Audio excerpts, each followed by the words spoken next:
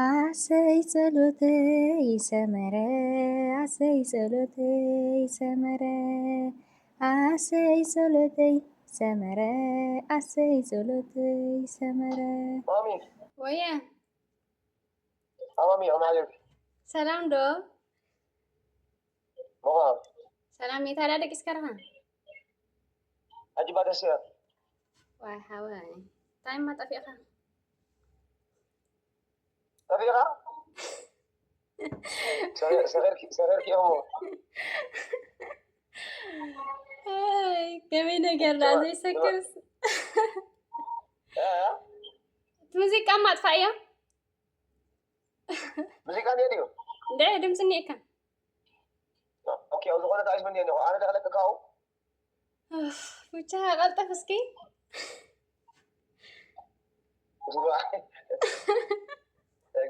تاجد الدنيا يوتيوب تقبلنا باي تعالي صحدك اسكت واو واو واو واو واو واو مش هاخد عملي مش هاخد عملي بس ما منفس ميجرة إنجليزي مش عارف أيقنو እንኳዕ ደስ ኣለና ብእውነት በቃ ሓጎሰይ ክቃፃፀረ ካልኩኒ ዝዛረብ ጠፊኡ ከይ ደቂሰ ነይረና ኣልካ ንስታይ ዳ ጠፊእኻ እያ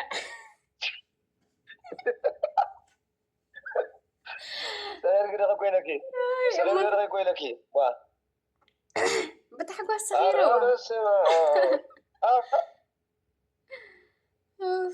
ወይ በስመ አብ كنا تراميدنا ኧረ ተመስገን ምስሩ በእውነት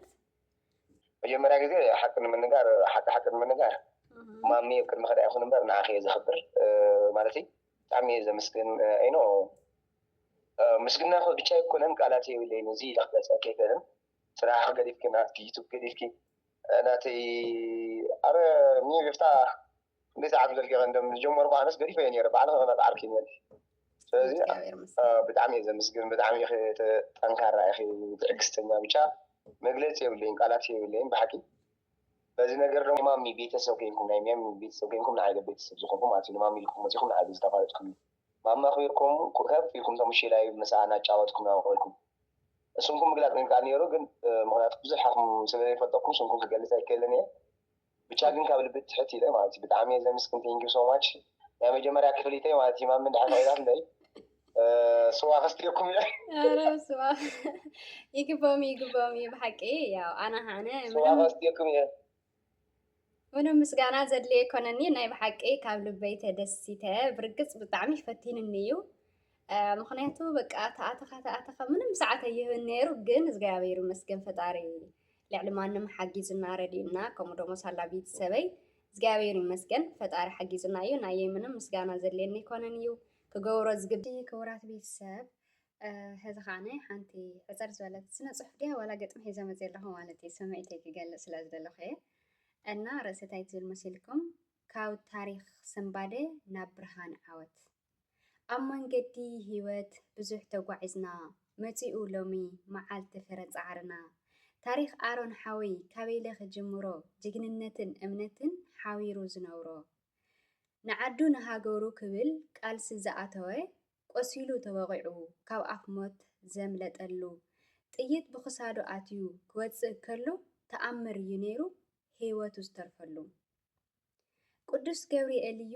ኣድሒንኒ ዝብል ብኣማላድነቱ ካብ ሞት ዝሰሓቦ ካብቲ ፀላም መዓልቲ ናብ ብርሃን ዘውፅኦ ኣሮን ፃዕራም ሓወይ ብስፖርት ተንሲኡ ኣብ ቲክቶክ ፌስቡክ ዩቱብ ብስፖርቲ ዝፍለጥ ብፃዕሩ ዝደመቐ ብሞይኡ ዝጠንከረ ትሑት እዩ የዋህ ሰብ መኽበሪ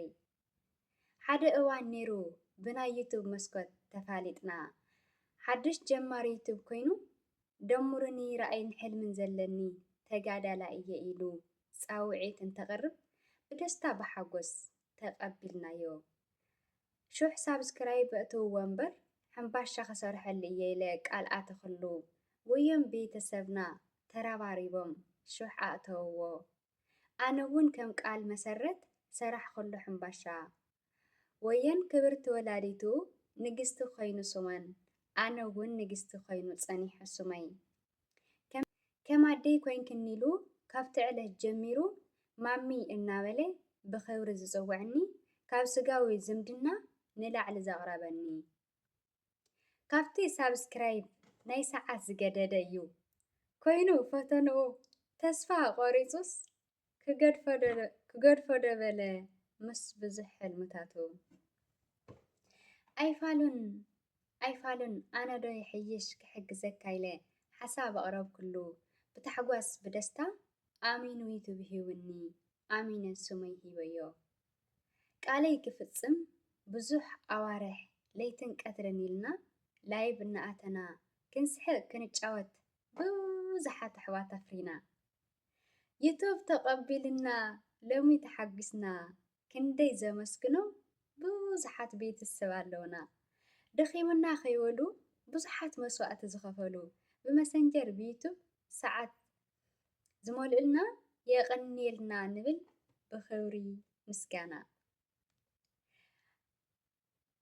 ኣረን ሓወይ ጅግና ተምሳሌ ጽንዓትና መንገድኻ ብርሃን ይኹን ጉዕዞ ህይወትካ መርኣያ መናእሰይ ጅግና ናይ ትግራይ ስፖርት ዝመረጽካ ናይ ብሓቂ ኣርኣያ መሰልጠኒ ከፊትካ መናእሰይ ክትቅይር ዓብያ ሰልጣኒ ክትከውን ኢኻ ጻዕርኻ ከተኽብር ኣምላኽ ምሳኻ ይኹን ሓወይ ጻዕራም ዓወት ንዓወት ይኹን ኩሉ ዘመንካ ሰላም እና እዚኣ ትመስል ግጥምና ማለት እዩ ባይዘወይ በእውነት ብጣዕሚ ደስ ይብልኒ እግዚአብሔር ይመስገን ብጣዕሚ ካብ መጠን ንዓቐብ ማለት ኢና ምሳይ ሓቢርኩም ሰዓትኩም ጊዜኩም መስዋዕቲ ጌርኩም በቃ ዝተኸራኸርኩም ብጣዕሚ ዘመስግንና ስለ ዝተዓወትና ደግሞ ብጣዕሚ ደስ ይብልኒ ብድጋሚ ኣሮን ሓወይ እግዚአብሔር ኣምላኽ ብዝበለፀ ፅቡቅ ስራሕትታት ሒዝካ ንቐፃሊ ደሞ መናእሰይና ኣብ ፅቡቅ ደረጃ በፂሕካ ንባዕልካ ንኻልኦት እውን ኣብ ፅቡቅ ደረጃ ከም ተብፅሕ ባዕልቲ ሙሉእ ተስፋ እየ እና ንዚ ይመስል ሕዚ እውን ኣሮን ፃዕራም ሓው ንግስቲ ሙሉ ኢልኩም ከምኡ እውን ንግስቲ ሙሉ ዩቱብ ቻናል ኢልኩም ማለት እዩ ላይክ ሸር ሳብስክራይብ ናገርኩም ቤተሰብ ኩኑ ንብለኩም እና እዚ ይመስል ባይ ባይ ሰሰናይ ንዓ